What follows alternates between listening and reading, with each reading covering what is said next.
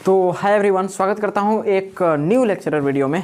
इस वीडियो में हम लोग पढ़ने वाले हैं, जिस प्रकार से अभी प्रीवियस वीडियो मेरा चल रहा है, अस्तित्व विज्ञान यानी कि अस्तित्व सेल विज्ञान, इसको इंग्लिश में स्ट्रैटिग्राफी कहते हैं। तो स्ट्रैटिग्राफी का ये अभी रिवीजन का लेक्चर नंबर 2 होने वाला है और इस वीडियो में हम लोग पढ़ने वाले हैं आद्य महाकल्प के बारे में। किसके बारे में? आद्य महाकल्प के बारे में फुल एक्सप्लेनेशन आपको मिलेगा। टोटल चीज़ मेरी एक एक बातों पे गौर कीजिएगा, आपको A to Z हम एक्सप्लेनेशन देने वाले हैं।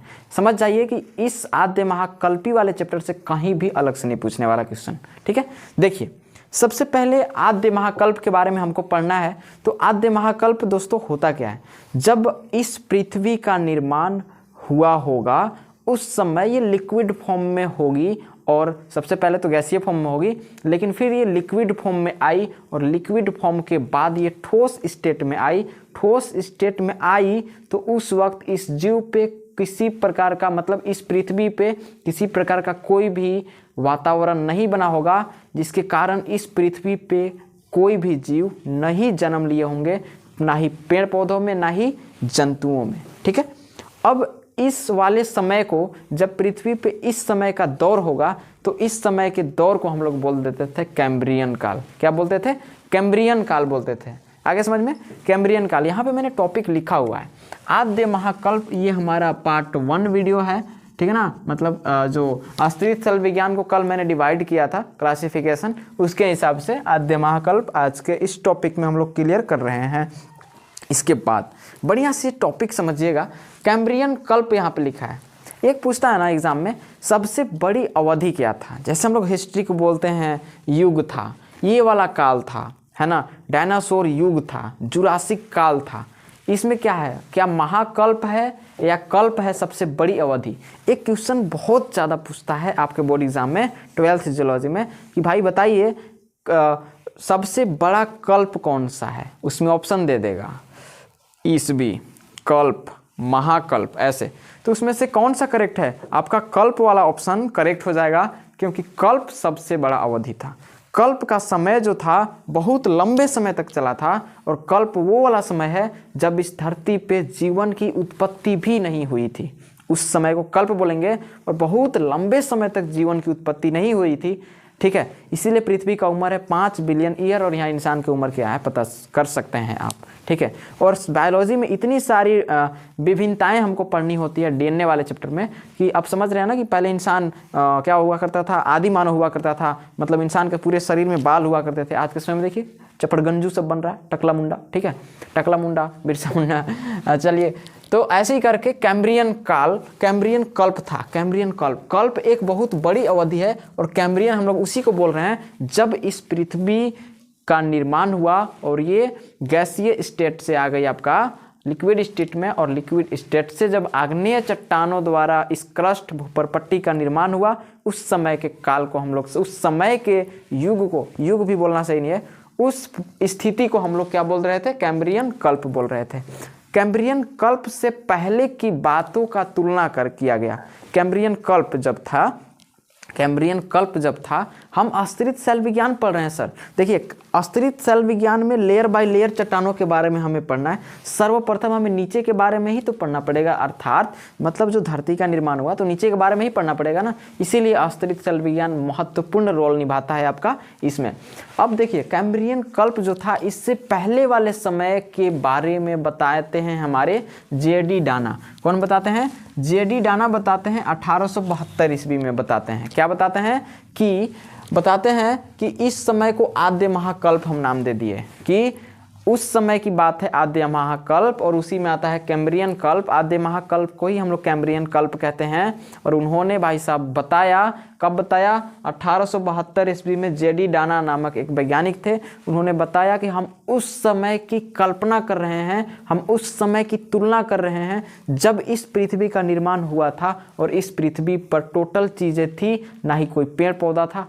मतलब समझिए कि चपड़गंजू, पृथ्वी पर कुछ भी नहीं था, केवल पत्थर ही पत्थर सभी जगह पे। आप खुद ही तुलना करोगे इस पृथ्वी का स्टेट, जब इसका निर्माण हुआ तो वाष्पशील चीज़ों से निर्माण हुआ, लिक्विड फॉर्म में आया, द्रव रूप में, मैग्मा था इस धरती पे के, और आज भी है मेंटल में। उसके बाद वो जमा धीरे धीरे सेलों का निर्माण हुआ। तो आप अंदाज़ा लगाओ जरा कि उस समय का दृश्य कैसा हो सकता है। तो वैसा ही जेडी डाना ने 1872 ईस्वी में एक कल्पना किया, संभावना बताया कि संभवतः हम उस समय को इसमें इंक्लूड करेंगे कि आद्य महाकल्प से पहले भी एक कैम्ब्रियन काल था और आद्य महाकल्प में भी जीव नहीं थे। आगे समझ में। इसके बाद इन्होंने आद्य महाकल्प का नाम आर्कियन दे दिया। क्या दे दिया? आर्कियन। आर्कियन का स्पेलिंग मिस्टेक मत करना, ARCHAEAN होता है, ठीक है, आर्कियन। तो इसको आर्कियन पार्ट या उसको डिवीजन में मतलब कि डाइवर्ट कर दिया, उसको मतलब कि क्लासिफाइड कर दिया। तो बताया जाता है कि आद्य महाकल्प को भी हम लोग कैम्ब्रियन काल बोल सकते हैं और कैम्ब्रियन काल को ही हम लोग आर्कियन बता सकते हैं। आर्कियन युग की चट्टानों के बारे में एक वीडियो बनाने के लिए हमारे पास कमेंट आया था किसी लड़की का, जो कि मैंने कल की वीडियो में भी आपको बताया था। इस वीडियो में आपको कंप्लीट सॉल्यूशन मिल जाएगा। अभी तक आपको परिभाषा समझ में आ गया होगा कि मैं क्या बोलना चाह रहा हूँ, किस युग के बारे में कल्पना कर रहा हूँ, पृथ्वी की किस अवस्था के बारे में कल्पना कर रहा हूँ। आई होप दैट आप समझ गए होंगे, ठीक है। नहीं समझे तो वीडियो बैक करके थोड़ा सा देख लीजिएगा। देखिए, अब आता है कि भाई हम लोग आज क्यों पढ़ रहे हैं, इस चट्टानों के बारे में आज क्यों पढ़ रहे हैं? क्योंकि आप जियोलॉजी लिए हैं और जियोलॉजी के अंतर्गत उस चीज़ के बारे में पढ़ना अत्यंत महत्वपूर्ण है, क्योंकि वही सारी परिस्थितियां जब इस धरती पे हुई तब जाकर वो चीज़ हमें आज देखने को मिलती है। इतनी अच्छी अच्छी स्थलाकृतियाँ चट्टानों में भी हमें देखने को मिल जाती है। तो इसके कारण हम लोग उसके अगर कोई प्रॉपर्टीज़ की बात कर लेते हैं, लाइक कोई विशेषता की बात करते हैं, तो उसकी विशेषता थी उस समय जीवाश्म रहित। क्या थी? जीवाश्म रहित, मतलब कि उसमें जीवाश्म नहीं थे, जीवाश्म सहित नहीं थे, यहाँ पे जीवाश्म क्या थे? रहित थे। कॉन्सेप्ट क्लियर हो गया? जीवाश्म उसमें नहीं हुआ करते थे। ऐसा क्यों? ऐसा कौन सा चट्टान होगा उसमें जीवाश्म नहीं होगा? सोचने वाली बात है। 1872 ईस्वी में जेडी डाना ने यही बात बताया कि उस समय किसी प्रकार की कोई वातावरण नहीं हुआ करती थी, किसी प्रकार का कोई जीव नहीं थे, किसी प्रकार के कोई पेड़ पौधे नहीं थे। तो भैया जीवाश्म उसी को न कहते हैं कि किसी जीव का अवशेष होगा। तो जीव था ही नहीं उस समय, पूरा एकदम साफ सुथरा था। तो भाई कहाँ से जीवाश्म होगा? इसलिए ये उस समय की चट्टान है, इसीलिए उन चट्टानों के बारे में हमें पढ़ना अत्यंत जरूरी है, आर्कियन युग के, जिसे आद्य महाकल्पी सेल कहते हैं।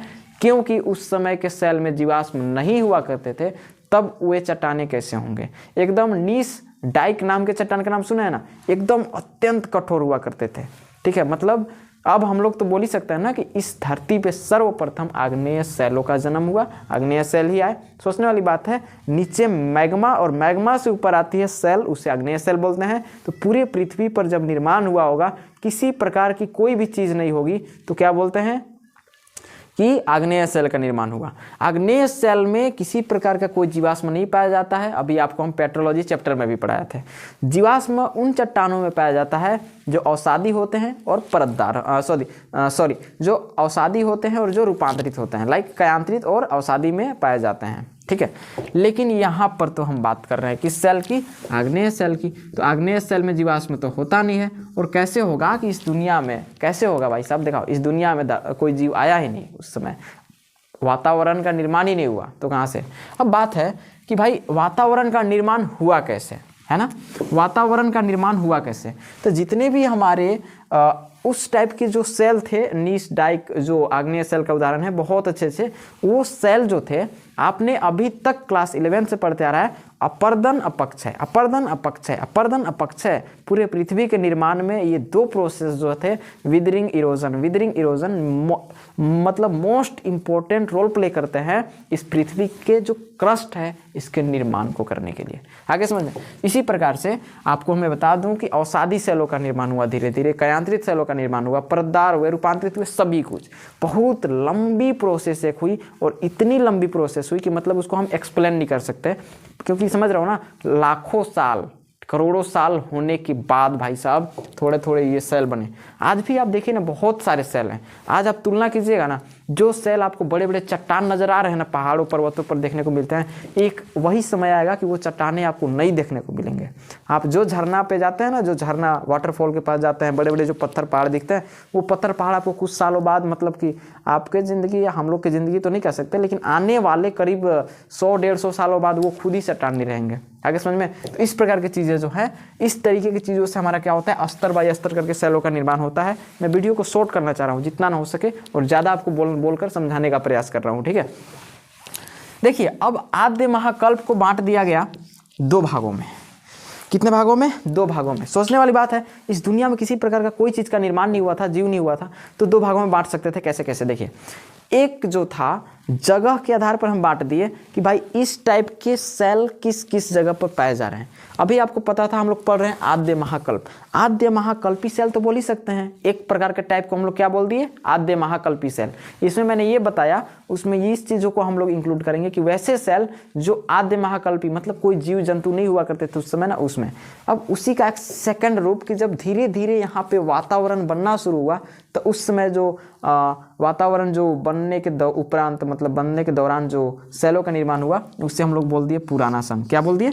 पुराना संघ। तो इसी प्रकार से जेडी डाना ने 1872 में ही आद्य महाकल्प को, ठीक है ना, मतलब आर्कियन जो युग था उसे 2 चीज़ों में बांट दिया। नंबर 1 आर्कियन ग्रुप में बांट दिया, यहाँ पे इंग्लिश भी लिखा हुआ है, ये एक ही चीज़ है। आद्य महाकल्प को यहाँ पर भी बांट दिया गया, आद्य महाकल्पी सेल, सेल की बात कर रहे हैं, आद्य महाकल्पी सेल, और यहाँ पे पुराना संघ, मतलब पुराना को ओल्ड आप मत लिख देना, ओल्ड ग्रुप नहीं लिखना, हम कल के वीडियो में भी आपको बताए थे। पुराना को आपको किसी भी स्थिति में ओल्ड नहीं लिखना है, पुराना को आप लिखोगे केवल और केवल पुराना, क्योंकि पुराना उस जगह का नाम है और पुराना उस चीज़ को हमें दिखाता है कि पुराना उस समय का था कि जो सेल जो था नया नया, तो वो सेल पुराने होते चले गए। ट्रिक समझिए, जब इस दुनिया में जीवों की उत्पत्ति नहीं हुई होगी तो उस सेल को हम लोग आर्कियन ग्रुप की चट्टान बोल दिए। अब आपसे क्वेश्चन पूछेगा जियोलॉजी में कि भाई बताइए कि ऐसा कौन सा चट्टानों का ग्रुप है, ऐसा कौन सा चट्टानों का ग्रुप है जिस समय जीवाश्म हुआ ही नहीं करता था, मतलब कोई जीव ही नहीं था, तो आप सीधा आंख मूंद कर रिप्लाई देना, आर्कियन युग की चट्टानें हो जाएगी, ठीक है। इसके बाद पुराना संघ कि जीव नए नए उत्पन्न होने लगे, अनुकूल वातावरण बन गया, लेकिन भाई जो सेल था ना, वो अपर्दन इरोजन के चलते हो गया पुराना, इसलिए इसको पुराना संघ कहते हैं। ट्रिक है, जस्ट ए ट्रिक, ठीक है। पुराना को ओल्ड ग्रुप आप नहीं लिखोगे, पुराना ग्रुप PURANA ग्रुप, ठीक है। अब आपको हम बताते हैं इसके सेल वर्णन के बारे में कि सेल वर्णन किस प्रकार से हुआ होगा।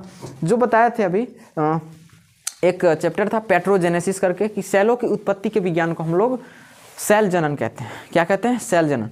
तो सेलों की उत्पत्ति के विज्ञान को सेल जनन यानी कि पेट्रोजेनेसिस, सेल जनन को इंग्लिश में हम लोग पेट्रोजेनेसिस बोल देते हैं, और उस प्रकार के सेल को हम लोग सेल वर्णना बोल देते हैं। उसका जन्म कैसे हुआ, पूरे चट्टानों के बारे में कैसे हुआ, ये सारी चीज़ के बारे में अभी हम जस्ट आपको पूरा एक्सप्लेन कर दिए। इसी को बोलते हैं पेट्रोजेनेसिस और सेल वर्णना, सेल स्टडीड, ठीक है। तो इसके बाद आगे हमारा डिस्ट्रीब्यूशन की बात कर लेते हैं। इसके डिस्ट्रीब्यूशन के मैं बता दूं, पूरे भारत के प्रायद्वीप में, भारत आपको पता है एक प्रायद्वीपीय देश है, भारत प्रायद्वीपीय है इसलिए क्योंकि इसके तीनों तरफ समुद्र से घिरा हुआ है और एक तरफ में उधर स्थल मंडल जुड़ा हुआ है पृथ्वी के। आप भारत का मैप विश्व के साथ मिलाकर देखोगे तो ऐसा आपको देखने को मिल जाता है। इसके साथ साथ आप इसके डिस्ट्रीब्यूशन की बात करें तो पूरे भारत के प्रायद्वीप है ना 2/3, मतलब कि 2/3 भाग में केवल और केवल आर्कियन युग की चट्टानें आपको मिल जाएगी, ठीक है। 2/3, 2/3 पूरे भारत में आपको आर्कियन ग्रुप की चट्टानें मिलेगी, और आर्कियन ग्रुप की चट्टानें मिलेगी। इसका मतलब ये है कि ये उस समय की चट्टान है जब इस दुनिया में, इस पृथ्वी पे किसी प्रकार का कोई भी जीव नहीं आया था। Concept clear? I hope that आपको कॉन्सेप्ट क्लियर हो गया होगा। तो पूरे पृथ्वी पर कितने भागों में है? 2/3, 2/3 हिंदी में लिखोगे कितना? 2/3। आगे समझ में? इसके बाद इसका डिस्ट्रीब्यूशन हम बात कर लेते हैं। जगह आपको नाम यहाँ पे दिख रहा होगा तो ठीक है, वरना कोई दिक्कत नहीं। कन्याकुमारी से कर्नाटक तक, कहाँ तक? कन्याकुमारी से कर्नाटक तक, महाराष्ट्र से महाराष्ट्र हो गया, महाराष्ट्र तक हो गया, आंध्र प्रदेश तक हो गया, बिहार तक हो गया, उड़ीसा तक हो गया, छत्तीसगढ़ हो गया, झारखंड हो गया, MP हो गया, राजस्थान हो गया, इत्यादि राज्यों में आपको आर्कियन युग की चट्टानें मिल जाएगी। आप मेरा ऑडियो सुनकर भी इस वीडियो को समझ सकते हैं। आई होप दैट आपको समझ में आ गया होगा। हमें बढ़िया से शॉर्ट में, स्पीड में और अच्छे से एक्सप्लेन करना है। हमको वीडियो को खींचकर 30 मिनट का नहीं करना है। आई होप दैट आपको समझ में आ गया होगा। कल हम लोग बढ़िया से पुराने समूह, आद्य महाकल्पी के बारे में तो हम लोग पढ़ ही लिए, आज के आर्कियन ग्रुप के बारे में। कल हम लोग पुराना समूह में पढ़ेंगे। पुराना समूह जो था, पुराना संघ जो था, इसको भी हम लोग 2 भागों में बांटेंगे। नंबर 1 वाले को कडप्पा समूह बोलते हैं। क्या बोलते हैं? कडप्पा समूह। नंबर 2 वाले को हम लोग बोल देते हैं विंध्यन समूह। क्या बोलते हैं? विंध्यन समूह। तो इसके बारे में हम कल के वीडियो में बढ़िया से एक्सप्लेन कर देंगे। 31 दिसंबर तक मोटा मोटी जितने भी क्लासेस हैं हम लोग ख़त्म कर देंगे और बिंदास नेक्स्ट ईयर से हम लोग क्वेश्चन आंसर पे आ जाएंगे। ख़त्म हुआ तो भी ठीक, नहीं हुआ तो भी ठीक, लेकिन मेरा ज़्यादातर प्रयास रहेगा कि इसको हम जल्दी से जल्दी ख़त्म करें। और आप लोग थोड़ा रिस्पॉन्स दीजिए चैनल पे, क्योंकि चैनल पे जो है ना 100-150 स्टूडेंट ऐसे हैं जो प्रतिदिन मेरे वीडियोज़ को देख रहे हैं। और ऐसे तो 24 घंटे में अगर देखें 48 घंटे के अंतर्गत तो मेरे चैनल पे लगभग 1000 के अप्रोक्स व्यूज़ आ रहे हैं अभी, मतलब कि 48 घंटे के अंदर। मतलब पिछले वीडियो को भी लोग देख रहे हैं, अब ऐसा कहा जा सकता है। तो आपको भी ऐसे ही करना है, पिछला वीडियोज़ को भी देखना है ताकि पूरा कॉन्सेप्ट आपको क्लियर होता चले। और ये तो मैंने पिछले वीडियो में भी नहीं बताया भाई साहब, ये अस्तित्व विज्ञान का वह चैप्टर है जिसके बारे में हम कभी वीडियो में बोले ही नहीं है। इसके बारे में हम बोले ही नहीं है, तो इसको हम पढ़ाना अभी उचित समझे कि नहीं, इसको पढ़ाना है। क्योंकि आर्कियन ग्रुप आपको एग्जाम में पूछे या ना पूछे, लेकिन प्रैक्टिकल एग्जाम में पूछता है, तो भाई इसको समझना बहुत ज़रूरी है। और एग्जाम में भी पूछेगा, प्रैक्टिकल में पूछा है तो एग्जाम में पूछना तय है, इसीलिए एक भी कॉन्सेप्ट नहीं छोड़ना है। चलिए मिलते हैं किसी न्यू वीडियो में, तब तक के लिए जय हिंद, वंदे मातरम।